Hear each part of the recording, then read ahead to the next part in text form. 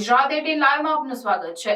ડભોઈ નવપદ વિદ્યા સંકુલ ખાતે તાલુકા કક્ષાનું બાળ વૈજ્ઞાનિક પ્રદર્શન ટકાઉ ભવિષ્ય માટે વિજ્ઞાન અને ટેકનોલોજી વિષય ઉપર તાલુકાની 15 ક્લસ્ટરની જુદી જુદી શાળાના વિદ્યાર્થીઓ દ્વારા 75 ઉપરાંત કૃતિઓ રજૂ કરવામાં આવી। આ પ્રસંગે વિસ્તારના ધારાસભ્ય શૈલેષભાઈ મહેતા સહિત જિલ્લા પંચાયત પ્રમુખ ગાયત્રીબા મહિડા સહિત મહાનુભાવો દ્વારા વિદ્યાર્થીઓનો ઉત્સાહ વધાર્યો હતો।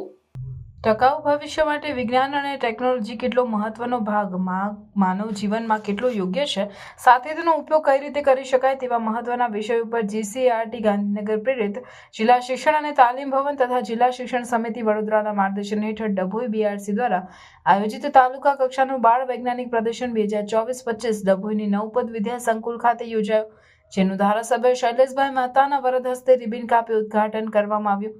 આ પ્રસંગે જિલ્લા પંચાયત પ્રમુખ ગાયત્રીબા મહિડા, જિલ્લા પંચાયત ઉપપ્રમુખ વકીલ અશ્વિનભાઈ પટેલ, તાલુકા પાલિકા પ્રમુખ બિરેન શાહ, નવપદ વિદ્યા સંકુલના ટ્રસ્ટી ડોક્ટર રાકેશ જૈન, તાલુકા પંચાયત પ્રમુખ રાજન તડવી, જયમીનભાઈ પટેલ સહિત મહાનુભાવો ઉપસ્થિત રહ્યા। ડભોઈ તાલુકાના 15 ક્લસ્ટરમાંથી કુલ 75 જેટલી જુદી જુદી કૃતિઓ વિદ્યાર્થીઓ દ્વારા રજૂ કરવામાં આવી, જેમાં ખોરાક, આરોગ્ય, સ્વાસ્થ્ય, પરિવહન અને સંચાર, સંદેશ વ્યવહાર, પ્રાકૃતિક ખેતી, ગાણિતિક મોડેલ અને ગણનાત્મક વિચાર અને આપત્તિ વ્યવસ્થાપન અને કચરાનું વ્યવસ્થાપન વિષયોની કૃતિઓએ આકર્ષણ જણાવ્યું હતું। આ પ્રસંગે શાળાના બાળકો, જુદી જુદી શાળાના વિદ્યાર્થીઓ, શિક્ષકો સહિત મોટી સંખ્યામાં શિક્ષણ વિભાગના અધિકારીઓ ઉપસ્થિત રહ્યા હતા। ડભોઈ નગર ખાતે નવપદ વિદ્યાલયમાં આજરોજ બાળ વૈજ્ઞાનિકોનો ગણિત, વિજ્ઞાન અને પર્યાવરણ એનો વિજ્ઞાન મેળો રાખવામાં આવ્યો। આ વિસ્તારની 175 શાળાઓમાંથી પસંદ કરીને 75 કૃતિઓ અહીંયા આગળ રજૂ કરવામાં આવી છે।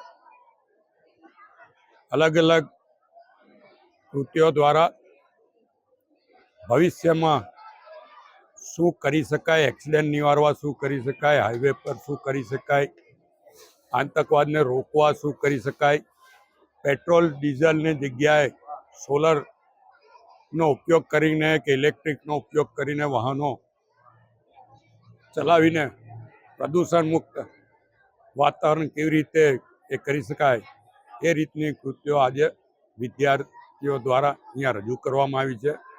ખૂબ જ સુંદર કૃતિઓ છે। આમાંથી 5 કૃતિઓ આગળ જિલ્લામાં જશે। જિલ્લામાંની જે સ્પર્ધા છે એમાંથી 5 રાજ્ય લેવલે જશે, રાજ્ય લેવલથી રાષ્ટ્રીય લેવલે। ભૂતકાળમાં ડભોઈ તાલુકાની કૃતિઓ રાષ્ટ્રીય અને આંતરરાષ્ટ્રીય લેવલે પણ પ્રદર્શિત કરવામાં આવી છે। હું આ તમામ બાળકોને શુભેચ્છા આપું છું। જે લોકોએ આમાં ભાગ લીધો છે એમાંથી વૈજ્ઞાનિકો બને, પર્યાવરણવિદ બને, ગણિતજ્ઞ બને, એવી એ તમામને શુભેચ્છા આપું છું। અને જે શિક્ષકોએ એમને આ કૃતિઓ તૈયાર કરવા માટે પ્રોત્સાહિત કર્યા છે, જેમણે એમની પાછળ મહેનત કરી છે, તમામ શિક્ષકોને પણ આભાર માનું છું।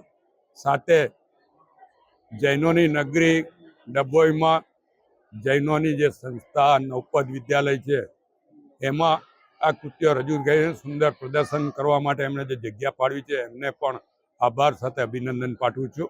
જય જય ગરવી ગુજરાત।